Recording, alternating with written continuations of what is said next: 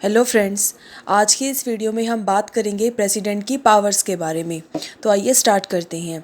हम स्टार्ट करते हैं एग्जीक्यूटिव पावर से। एग्जीक्यूटिव पावर को हमने दो पार्ट्स में डिवाइड किया है, एक अपॉइंटिंग पावर और एक administrative power.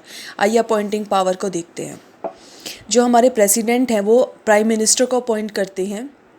He appoints prime minister of India, plus हमारे काउंसिल ऑफ मिनिस्टर को भी ये अपॉइंट करते हैं, लेकिन किसकी रिकमेंडेशन पर? हमारे प्राइम मिनिस्टर की रिकमेंडेशन पर।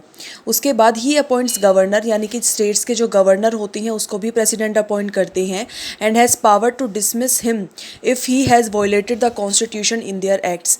अगर वो कॉन्स्टिट्यूशन को वायलेट करते हैं हमारे गवर्नर, हमारे स्टेट के गवर्नर, तो वो उनको डिसमिस भी कर सकते हैं। उसके अलावा ही अपॉइंट अटॉर्नी जनरल, जो हमारे अटॉर्नी जनरल होते हैं उनको भी अपॉइंट करते हैं, और मतलब he determines his remunerations and he holds office during the pleasure of the president, यानी कि ये उनकी रेन्यूमिनेशन को भी डिटरमाइन करते हैं। उसके अलावा जो हमारे अटॉर्नी जनरल होते हैं वो हमारे प्रेसिडेंट के प्लेजर पर ही काम करते हैं। मतलब वो अपने ऑफिस में तभी तक रह सकते हैं जब तक प्रेसिडेंट की क्या हो, उनके पास प्लेजर हो। उसके अलावा वो हमारे चीफ जस्टिस ऑफ इंडिया को अपॉइंट करते हैं, कंपाउंड एंड ऑडिटर जनरल को अपॉइंट करते हैं, चीफ इलेक्शन कमिश्नर को अपॉइंट करते हैं। उसके अलावा chairman and members of UPSC, उनको भी यही मतलब हमारे प्रेसिडेंट अपॉइंट करते हैं। उसके बाद हम बात करते हैं एडमिनिस्ट्रेटिव पावर्स की। The executive power of the union are vested with the president of India. Article 52 ये बोलता है कि जितनी भी एग्जीक्यूटिव पावर है हमारे यूनियन की, वो सारी हमारी प्रेसिडेंट के अंडर आती हैं। He can seek any information from the PM, ये हमारे पीएम से इंफॉर्मेशन मांग सकते हैं regarding the administrative affairs and legislative proposals of the union, यानी कि हमारे यूनियन के जितने भी एडमिनिस्ट्रेटिव अफेयर्स हैं या लेजिस्लेटिव प्रपोजल्स हैं उनके ऊपर वो उनसे इंफॉर्मेशन भी मांग सकते हैं। ही can make rule for the convenient transactions of the business of the union government. Article 77 ये बोलता है जो हमारी यूनियन गवर्नमेंट है उसके कन्वीनियंट ट्रांजेक्शन के लिए ये रूल्स भी बना सकते हैं। उसके अलावा he administer the union territories by the administrators appointed by him. मतलब देखो, स्टेट्स के लिए तो गवर्नर को चुनते हैं। जो यूटीज़ होती हैं, जो हमारी यूनियन टेरिटरीज होती हैं, उनके लिए ये एडमिनिस्ट्रेटर्स को चुनते हैं, एलजी जिनको बोलते हैं। तो ये उनको भी मतलब एडमिनिस्टर करते हैं एडमिनिस्टर के द्वारा, जो कि एलजी होते हैं। He can constitute N interstate council, ये एक इंटरस्टेट काउंसिल भी बना सकते हैं, ताकि मतलब कॉरपोरेशन से काम कर सके हमारी सेंटर और स्टेट गवर्नमेंट दोनों। लेजिस्लेटिव पावर्स के बारे में ये जानते हैं। The president has the power to summon, prorogue and dissolve the Lok Sabha. मतलब ये हमारी जो पार्लियामेंट है, मतलब जो हमारे पार्लियामेंट है उसको समन करके बुला सकती है, उसको बीच में डिसमिस कर सकती है और उसको डिसॉल्व भी कर सकती है। A bill passed by both houses needed assent, यानी कि देखो, हमें पता है कि अगर कोई भी बिल लोकसभा और राज्यसभा दोनों से पास हो जाता है तो उस पर प्रेसिडेंट के सिग्नेचर होने ज़रूरी होती हैं।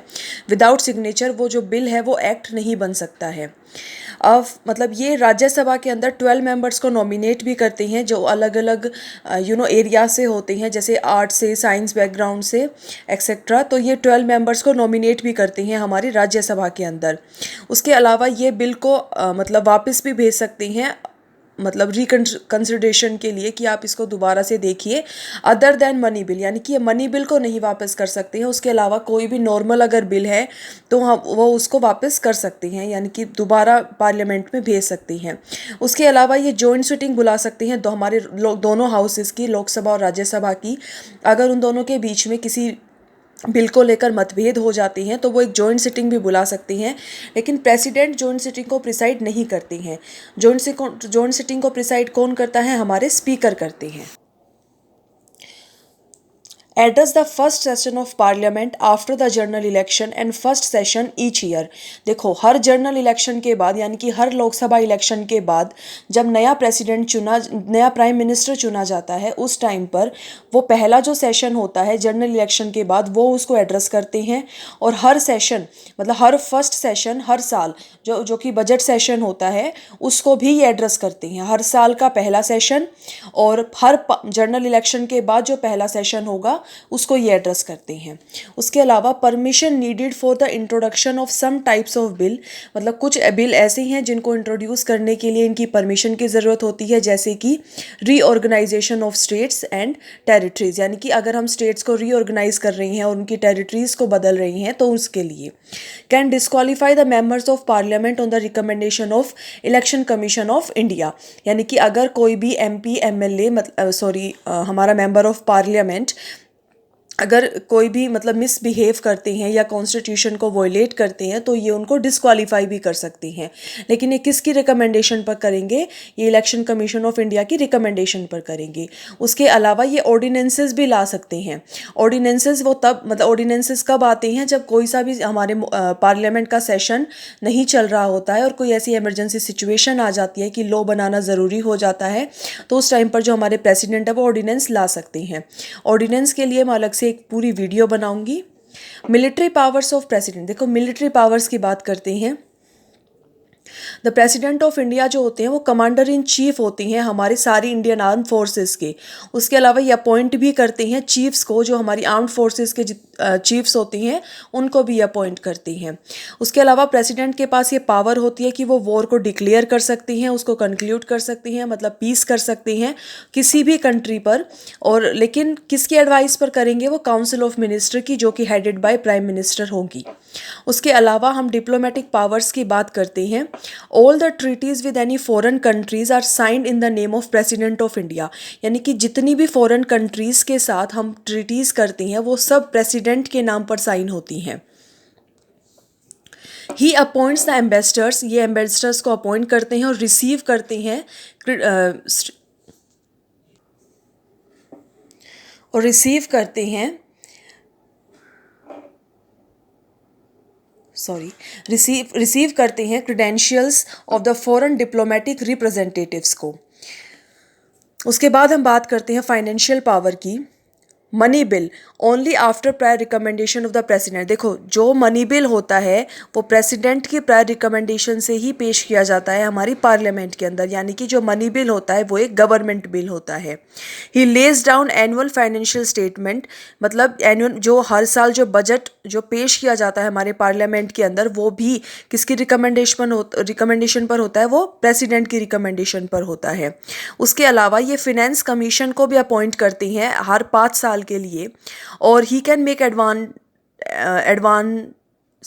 Advances out of contingency fund of India to meet any unforeseen expenditure. देखिए अगर कोई जो बजट के अलावा जैसे कोई इमरजेंसी में कोई भी एक्सपेंडिचर करना होता है तो उनसे ये एडवांस भी ले सकती हैं, यानी कि मतलब जो भी हमारा ये कंटिजेंसी फंड है हमारी पार्लियामेंट के अंदर ये उससे ये एडवांस निकाल सकती हैं बाहर किसी भी अनफोर्सिन एक्सपेंडिचर के लिए। अब हम बात करते हैं जुडिशियल पावर की। He can seek advice from the supreme court, ये सुप्रीम कोर्ट से एडवाइस ले सकती हैं on any question of law, मतलब लॉ के किसी भी क्वेश्चन पर और फैक्ट पर।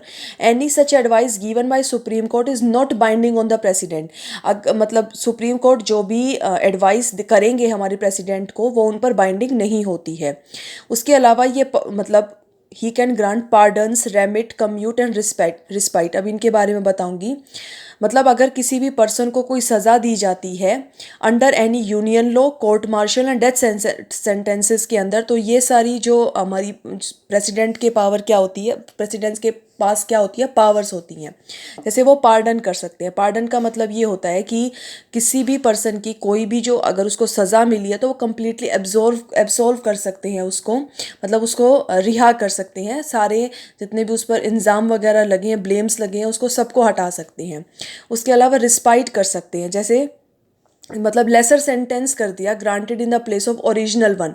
जैसे मान लो कि मतलब कुछ सेम सज़ा दे दी या फिर बोल सकते हैं कि कम कर दी, उसको हम लोग रिस्पाइट बोलते हैं। मतलब एक लेसर सेंटेंस दे दिया, जैसे मान लो बड़ी सज़ा है तो उसको कम कर दिया, लेकिन ओरिजिनल वन नहीं है, वो कुछ और सज़ा दे दी।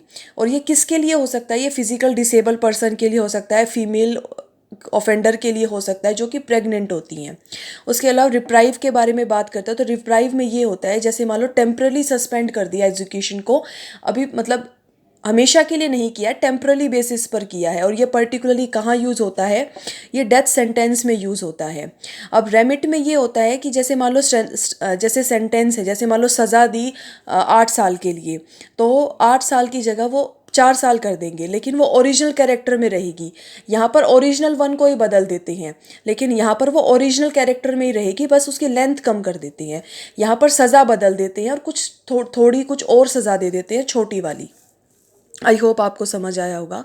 एमरजेंसी पावर्स के बारे में बात करते हैं। जो हमारे प्रेसिडेंट हैं वो एमरजेंसी भी लगा सकते हैं। Article 352 national emergency, article 356 president rule अगर स्टेट की मशीनरी फेल हो जाती है तो, उसके अलावा आर्टिकल 360 फिनेंस एमरजेंसी अगर आती है देश में, मतलब वित्त आपातकाल आता है तो। लेकिन आज तक हमारे इंडिया में फाइनेंशियल इमरजेंसी कभी भी नहीं लगी है। आई होप आपको ये सब कुछ समझ आया होगा। नेक्स्ट वीडियो के अंदर मैं बात करूंगी प्रेसिडेंट की ऑर्डिनेंस मेकिंग पावर के बारे में और वीटो पावर्स के बारे में। तब तक के लिए थैंक यू सो मच।